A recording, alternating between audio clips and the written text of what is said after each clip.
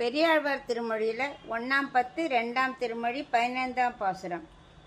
நோக்கி அசோதை நுணுக்கிய மஞ்சளால் நாக்கு வழித்து நீராட்டும் இந்நம்பிக்கு வாக்கும் நயனமும் வாயும் முறுவலும் மூக்கும் இருந்தவா காணீரே மொய்குழலீர் வந்து காணீரே.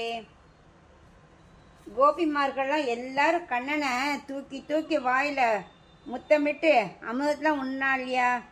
அப்போதான் பெரியாழ்வார் யோசிச்சு பார்த்தாலாம், அடடா கண்ணனுக்கு எதுவும் வராமல் இருக்கணுமே என்று பதறிட்டு, சரி கண்ணனை நல்லா மஞ்சள் போட்டு நீராட்டி பண்ணலாம், அப்போதான் நோய் வராது, ஏன்னா மஞ்சள் ஒரு கிருமி நாசினி அப்படின்னு நினச்சிண்டு மஞ்சளை தேய்ச்சி குளிப்பாட்டலாம் நினச்சாலாம்.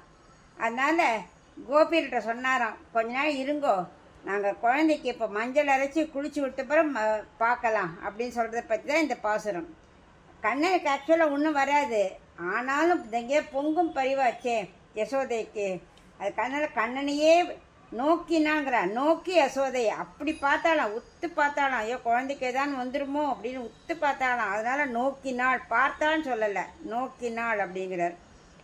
அதுவும் மஞ்சள் எப்படி வெறுனை தேய்ச்சா சொர சொரன்னு குழந்தைக்கு ஒத்துக்காதுல, ரொம்ப மென்மையான தேகமாச்சே. அதனால் என்ன பண்ணா, நல்ல மென்மையான பதம் வரும் வரைக்கும், ரொம்ப சாஃப்டாக வரும் வரைக்கும் நல்லா மஞ்சள் அரைச்சாலாம். அதை என்ன பண்ணா, உடல் முழுசும் தேய்ச்சிட்டு நல்லா நீராட்டினாள். அதை திருமஞ்சனம் பண்ணா. குழந்தை பகவான் ஆச்சே, திருமஞ்சனம் பண்ணினான்.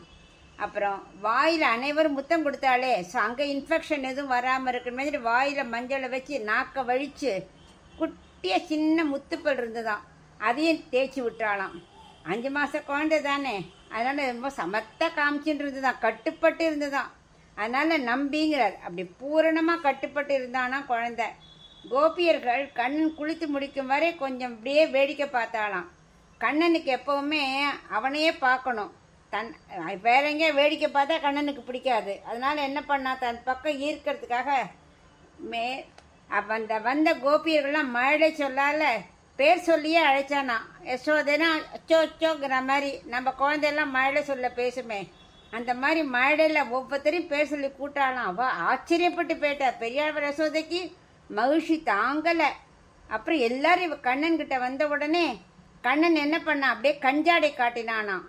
அது மட்டுமா, அப்புறம் திருவாயால் சேஷ்டை பண்ணான், லைட்டாக புன்னகை பண்ணான், மூக்கை வச்சு அது ஒரு சேஷ்டை பண்ணான். ஒன்று பார்க்க அவ்வளோ அழகாக இருந்தது. ஒரு 5 மாத குழந்தை செய்கிற அழகை பார்க்க வாங்கோ அப்படின்னு பெரியாழ்வார் யசோதை கூப்பிட்றா.